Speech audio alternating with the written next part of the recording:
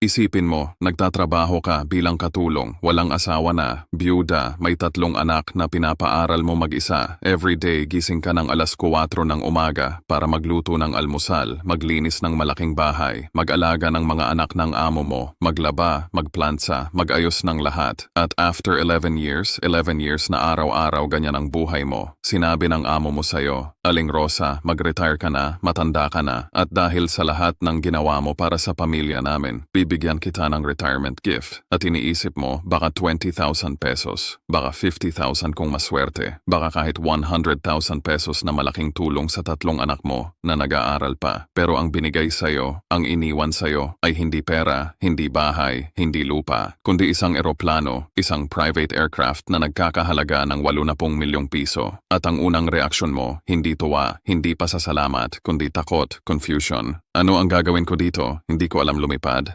Wala akong pera pang maintain, wala akong lisensya, wala akong pilot. Bakit binigyan ako ng bagay na hindi ko kayang pamahalaan? Pero ang hindi mo alam, ang hindi mo nakita sa simula, ang hindi mo naintindihan hanggang sa lumipas ang ilang buwan, ay ang tunay na dahilan kung bakit ka binigyan ng ganitong bagay ng amo mo. At ang dahilang iyon ay hindi tungkol sa eroplano, kundi tungkol sa pagmamahal, sa tiwala, sa plano na mas malalim pa kaysa sa inaakala mo. Kaya tanong ko sa inyo bago tayo magsimula, kung ikaw ay bibigyan ng isang bagay na sobrang laki pero hindi mo alam paano gagamitin, tatanggapin mo ba o tatangihan mo? I-comment ninyo kasi ito ang pinagdaanan ni Aling Rosa. Sige, simulan natin ang kwento niya, ang biyudang katulong na binigyan ng eroplano at ang twist na hindi niya inaasahan. Si Aling Rosa Mendoza, 57 taong gulang, biyuda mula nang mamatay ang asawa niya sa aksidente sa konstruksyon. 15 taon na ang nakakaraan, 3 anak. Si Mark na 22 taon, nag-aaral ng engineering sa State University.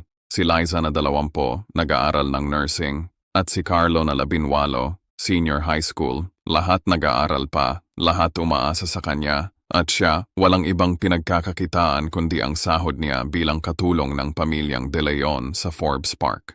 Nagsimula siyang magtrabaho sa pamilyang ito noong 2013, 11 years ago, ng 20,000 pesos ang sahod niya. At sa loob ng 11 years na yon, naging bahagi na siya ng pamilya, hindi lang katulong, kundi second mother sa 3 anak ng mga De Leon. Naging nurse noong nagkasakit si Mrs. Elena De Leon ng cancer, naging tagaluto, tagalinis, tagabantay, tagalaga, at sa buong panahong iyon, hindi siya nag-complain, hindi siya nag-demand ng bonus, hindi siya nag-healing ng dagdag. Simple lang ang gusto niya, makapagtrabaho ng matino, makapag-ipon ng kaunti, at makapag-aral ng mga anak niya. Pero may special siya, may ginawa siya, na hindi niya alam na magiging dahilan ng lahat ng mangyayari sa kanya. Every morning, habang nagluluto siya ng breakfast para sa pamilyang De Leon, kumakanta siya, simple lang, old Filipino songs. Dahil sa iyo, ikaw, anak, at napapansin ng pamilya, lalo na ni Mr. Antonio De Leon, ang amo, businessman, may-ari ng aviation company, bilyon-bilyonaryong negosyante. Pero sa kabila ng lahat ng yaman niya, ang bagay na pinahahalagahan niya ay hindi pera, kundi ang tao, ang pagkatao, ang loyalty. At nakita niya kay Aling Rosa ang pinakamatapat na tao na nakilala niya. Kaya noong 2024, nang mag-70 na si Mr. Antonio, nag-decide siyang mag-retire. At kasama sa retirement niya, ang desisyon na mag-retire din si Aling Rosa. Kasi ayaw niyang abalahin pa ang matandang babae. Isang umaga, October 2024, tinawag ni Mr. Antonio si Aling Rosa sa kanyang opisina sa loob ng mansion at sinabi niya, Aling Rosa, umupo ka, may pag-uusapan tayo. At naupo si Aling Rosa, kinakabahan. Iniisip niya baka may ginawa siyang mali, baka galit ang amo, pero ngumiti si Mr. Antonio at sinabi, Aling Rosa, 11 years ka nang nagtatrabaho sa amin, hindi ka lang katulong. Ikaw ay naging bahagi ng pamilya namin.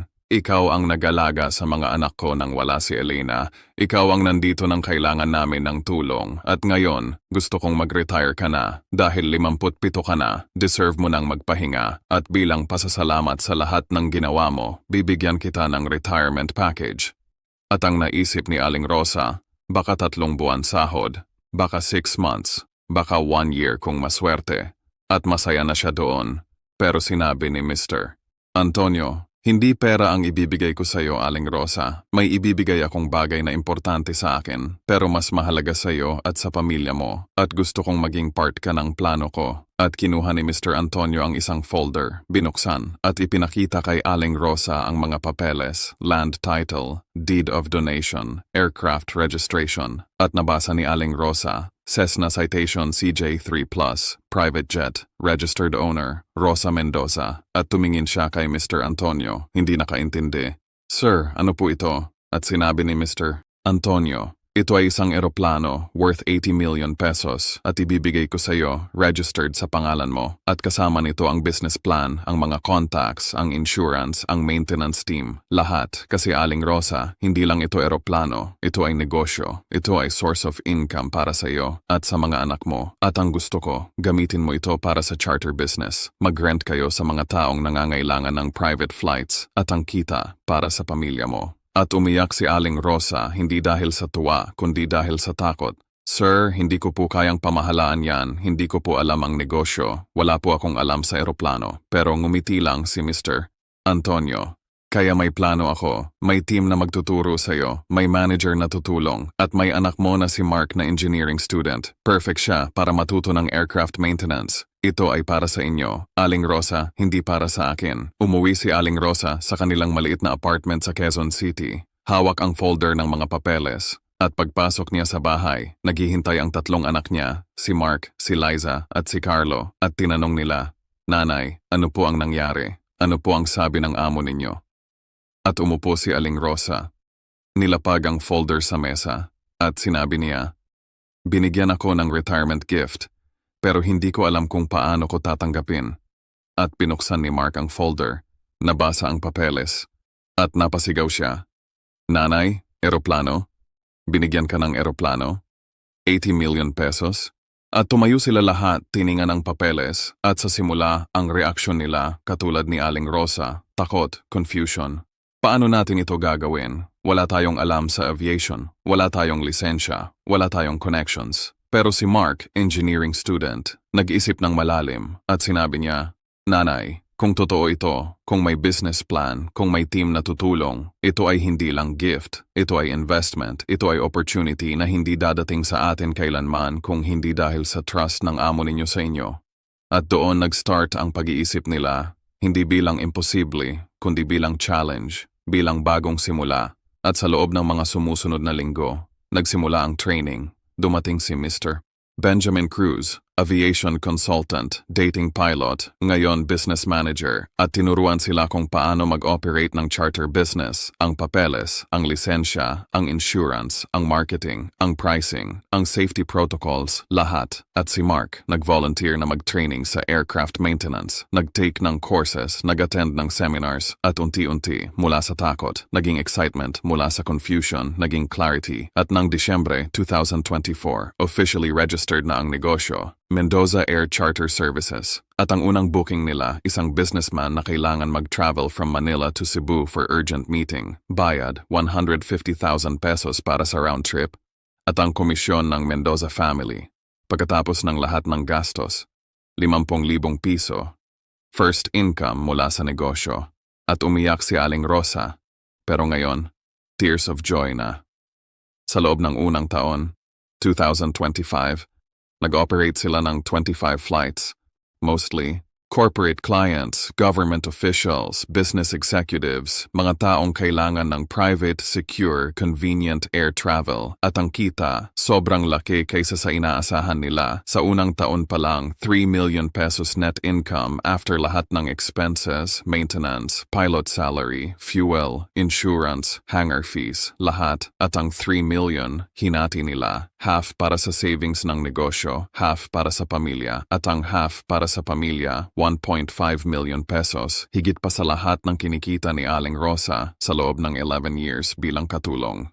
Pero ang success, hindi lang dahil sa eroplano, kundi dahil sa values na itinuro ni Aling Rosa sa kanyang mga anak, honesty, hard work, customer service, at dahil doon, naging kilala sila sa industry ang Mendoza Air Charter, kilala bilang reliable, safe, professional, at mura compared sa ibang charter services. Kasi ang goal nila, hindi yumaman, kundi mag-provide ng quality service at affordable price. At dahil doon, maraming clients ang bumalik, maraming referrals ang dumating at lumalaki ang negosyo.